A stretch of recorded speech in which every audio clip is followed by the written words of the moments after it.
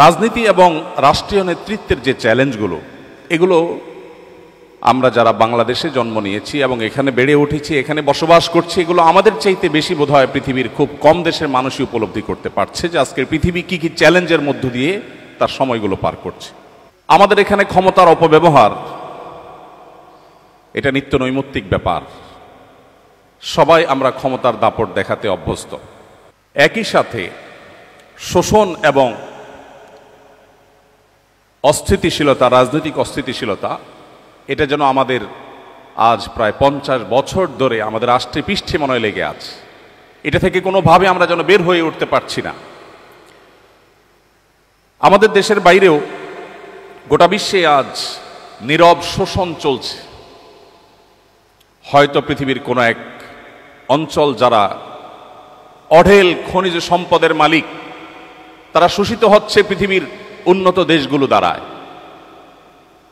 পৃথিবীতে এমন গরিব দেশও আছে যে দেশের মানুষ নিয়মিত খাবার খেতে পায় না, কিন্তু তাদের দেশে অনেকগুলো আন্তর্জাতিক বিমানবন্দর রয়েছে। সেই বিমানবন্দরগুলো তাদের করা নয়, পৃথিবীর পরাশক্তিগুলো সে সমস্ত দেশে বিমানবন্দর করেছে সে দেশের খনিজ সম্পদ রাতের অন্ধকারে লুট করে নিয়ে যাবার জন্য। এবং শান্তি রক্ষার নাম করে তাদের সে লুটের কাজকে সহযোগিতা করছে বিশ্বের মোড়লরা। বিচারহীনতার কালচার, এটার জন্য সবচেয়ে উজ্জ্বল উদাহরণ ইরাক।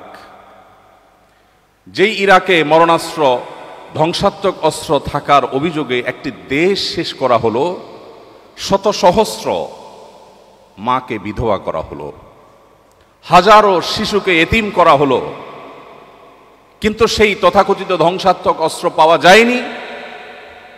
এরপরও কাউকে কখনো সরি বলতে শোনা যায়নি। বিচারহীনতার সবচেয়ে বড় উদাহরণ ফিলিস্তিন, যেখানে মানুষ হত্যা করা এটা এতটাই স্বাভাবিক বিষয়ে পরিণত হয়েছে যেন গোটা পৃথিবী আজ কলোসিয়ামের সেই গ্যালারি। আর সেখানে যে তাণ্ডব চলছে, সে তাণ্ডব আমরা বসে বসে গোটা পৃথিবীর মানুষ দেখছি। আগামী 100 বছর 200 বছর পরের যে প্রজন্ম পৃথিবীতে আসবে, আমাদের নিয়ে তারা আলোচনা করবে পৃথিবীতে তখন মানুষ ছিল যাদের চোখের সামনে কুরে কুরে একটি জনপদের মানুষকে শেষ করে দেওয়া হয়েছে।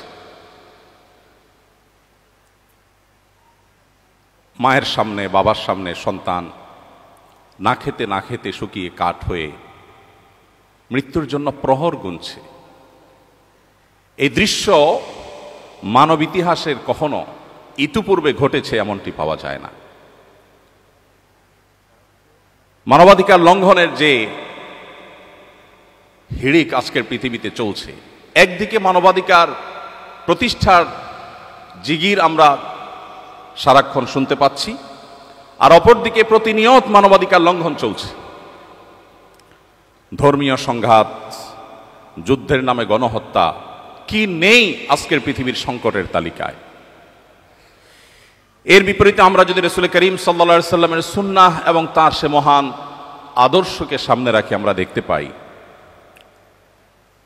কোরআনে হাকিমে আল্লাহ রাব্বুল আলামিন সবচেয়ে বেশি সংখ্যকবার যে কয়েকটি নির্দেশ জারি করেছেন, তার মধ্যে থেকে অন্যতম একটি নির্দেশ হলো আদল, কিসত, ইনসাফ প্রতিষ্ঠা করা।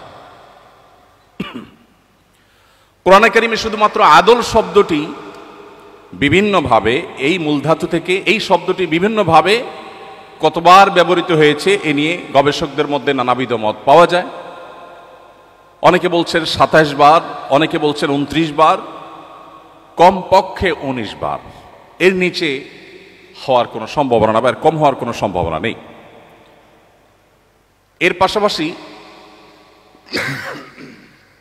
আদলের পাশাপাশি কিস্ত শব্দটি একই অর্থ দেয়, এবং সেই শব্দটি কোরআনে ব্যবহৃত হয়েছে প্রায় কমপক্ষে 21 বার। অর্থাৎ 40 বার কমপক্ষে শুধুমাত্র ইনসাফ এবং ন্যায় বিচার প্রতিষ্ঠা করবার নির্দেশ আল্লাহ তাআলা দিয়েছেন। আপনারা জানেন কোরআনের মতো পাইকারি কথা বলার মহাগ্রন্থ কিয়ামত পর্যন্ত আগত মানব জাতির সকল সমস্যার, মৌলিক সমস্যার সমাধানের মূল সূত্র যেই মহাগ্রন্থে বাতলে দেওয়া হয়েছে, সেখানে খুচরা বিষয়ে আলাপের কোনো সুযোগ নেই। যেই মহাগ্রন্থে 5 ওয়াক্ত নামাজের বিস্তারিত বিবরণ দেবার সুযোগ পর্যন্ত নেই, সেই মহাগ্রন্থে আল্লাহ রাব্বুল আলামিন যে সমস্ত আদেশ করেছেন, বিশেষ করে কোরআনে কারীমের আদেশ নিষেধের তালিকার দিকে একবার চোখ বুলালে আমাদের কাছে স্পষ্ট হয়ে যাবে আল্লাহ রাব্বুল আলামিনের কাছে মুহাম্মদ সাল্লাল্লাহু আলাইহি ওয়াসাল্লামের আদর্শে ইনসাফ এবং ন্যায় বিচারের গুরুত্ব কতখানি হলে শত সহস্র ইস্যু থাকতে শুধুমাত্র ন্যায় বিচারের ব্যাপারে আল্লাহ তাআলা পৃষ্ঠায় পৃষ্ঠায় পাতায় পাতায় কোরআনে বারবার মানব জাতিকে সতর্ক করেছেন। আপনারা সবাই মক্কার কুরাইশ এবং মদিনার ইহুদিদের ষড়যন্ত্র সম্পর্কে অনেক ভালো করেই জানেন। মদিনার নবী করিম সাল্লাল্লাহু আলাইহি সাল্লাম তাকে ইনসাফের পথ থেকে বিচ্যুত করবার জন্য হেন কোনো চেষ্টা নেই যেটা করা হয়নি। ফাতেমা নামে এক নারীর চুরি করার পর যখন ধরা পড়ে, আল্লাহর নির্দেশ অনুপাতে যখন তার কোরআনের বিচার প্রতিষ্ঠা করবার নির্দেশ জারি করেছেন নবী করিম সাল্লাল্লাহু আলাইহি সাল্লাম, তখন সম্ভ্রান্ত পরিবারের নারী হওয়ার কারণে তাকে বাঁচাবার জন্য নানাবিধ প্রচেষ্টা হয়েছে। আপনারা জানেন ওসামা ইবনে যায়েদ রাদিয়াল্লাহু তাআলা আনহু নবী করিম সাল্লাল্লাহু আলাইহি সাল্লামের অত্যন্ত স্নেহের মানুষ ছিলেন, ছোট মানুষ ছিলেন, যাকে নবীজি অনেক ভালোবাসতেন। তাকে সবাই ঠিক করলো যে তুমি গিয়ে নবীজিকে বলো যে তার শাস্তিটা মওকুফ করে দেওয়া যায় কিনা। তখন নবী করিম সাল্লাল্লাহু আলাইহি সাল্লাম বলেছেন, আল্লাহর বিধানের ক্ষেত্রে আমাকে সুপারিশ করতে আসছো তুমি? রাগান্বিত হয়ে তিনি বলেছেন, ও আইমুল্লাহ লাউ আন্না ফাতিমা বিনতে মুহাম্মদ সারাকাত লাকাতাতু ইয়াদাহা, আল্লাহর শপথ করে বলছি আমার মেয়ে মুহাম্মদের মেয়ে ফাতেমাও যদি চুরি করত, আমি তার হাত কর্তন করবার, কোরআনে বিধান জারি করতে বিন্দু মাত্র পিছপা হতাম না, আমি সেই নির্দেশ জারি করতাম। নবী করিম সাল্লাল্লাহু আলাইহি সাল্লাম এই হাদিসে এও বলেছেন যে আগের যুগের মানুষেরা মুখ দেখে বিচার করত। সম্ভ্রান্ত শক্তিশালী ফ্যামিলির, ঐতিহ্যবাহী বা অভিজাত ফ্যামিলির কেউ অন্যায় করলে তারা আইন এবং বিধিবিধানকে পাশ কেটে যেত আর গরিব মানুষদের উপরে আইন প্রয়োগ করত।